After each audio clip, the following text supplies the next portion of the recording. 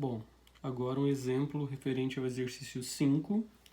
Reparem que aqui nós temos uma divisão, e o resultado da divisão é o quociente, então por isso nós temos uma inequação quociente. Olha só, novamente, como no exercício anterior, nós podemos chamar a primeira parte, o numerador, de f de x e o denominador de g de x. Fazendo aqui a análise separadamente, nós temos que f de x igual a 4x mais 20. Vamos fazer a análise dos sinais dessa função. Então, primeiro encontramos o zero dessa função, 4x mais 20 igual a zero. Passo o 20 que está positivo para o outro lado, ele ficará negativo. Agora o 4 que está multiplicando passa dividindo. Então nós temos que negativo 20 dividido por 4 dá negativo 5. Então reparem que ao fazer o estudo do sinal, nós temos aqui o eixo x, o zero dessa função é negativo 5. Reparem lá que tem um sinal de igual, então o intervalo é fechado, bolinha fechada, negativo 5. Olhem que o sinal do A é 4, 4 é positivo. Se é positivo, então a reta continua sendo inclinada para a direita.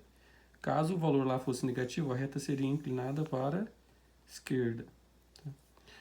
Então, observamos que essa parte está acima do eixo x, então aqui a função assume valores positivos. Essa parte está abaixo do eixo x, então aqui a função assume valores negativos. Agora vamos fazer o estudo da função g. G de x igual a x menos 1. Reparem que, igualando a zero, nós temos que o zero da função, 1 é negativo, passa para lá, fica positivo. Então, o zero dessa função é 1. Fazendo aqui o estudo do sinal, o zero da função é o 1, intervalo fechado, aqui 1, aqui nós temos que o A é positivo, então a reta continua sendo inclinada para a direita. Depois do 1 nós temos a reta para cima, então valores positivos. Antes do 1 nós temos a reta para baixo do eixo x, então valores negativos. Agora, vamos ver uma restrição. Olha só. Como aqui nós temos o sinal de igual, nós colocamos o intervalo fechado aqui, no 1. Porém, reparem o seguinte, que a função g está no denominador. Se vocês lembram, no estudo do domínio das funções, uma das restrições é que não pode anular o denominador, ou seja, não pode ser zero aqui. E se eu pegar o 1, 1 menos 1 dá zero, então o x não pode valer 1. Então, por mais que aqui tenha o igual, nunca o denominador poderá zerar. Então, nunca poderá dar 1 aqui. Então, aqui o intervalo fica aberto, tá? Por causa que está no denominador. Agora, vamos fazer a regra de sinais. Então, nós vamos pegar a função f. A função f, nós vimos aqui que o zero dela é o negativo 5, intervalo fechado. Então, negativo 5. Antes do negativo 5, a função assume valores negativos. Depois do negativo 5, a função assume valores positivos. E, obviamente, no negativo 5 é o zero da função, assume o zero.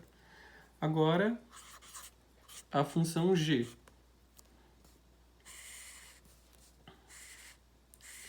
A função g, nós temos que o zero dela é o 1. Lembrando que o intervalo tem que ser aberto devido à restrição do denominador. Então, denominador sempre intervalo aberto. Então, nós vamos colocar o intervalo aberto aqui no 1. Reparem, antes do 1, negativo. Depois do 1, positivo. Fazendo então agora a divisão, f de x por g de x, nós teremos,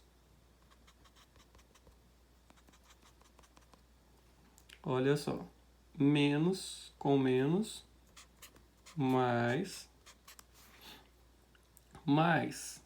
com menos, menos, e mais com mais, que dá mais.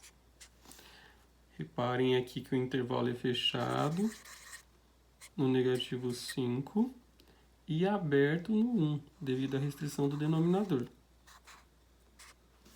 Olhem lá na função que os valores que nós queremos são os valores menores ou iguais a zero.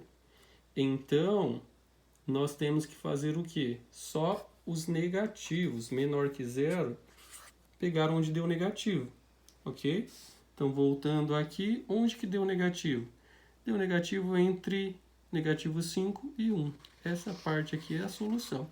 Então, solução x pertence aos reais, tal que x seja maior ou igual, porque aqui o intervalo está fechado, maior ou igual que negativo 5 e menor que 1, porque aqui tem a restrição do denominador, então não posso pôr o igual.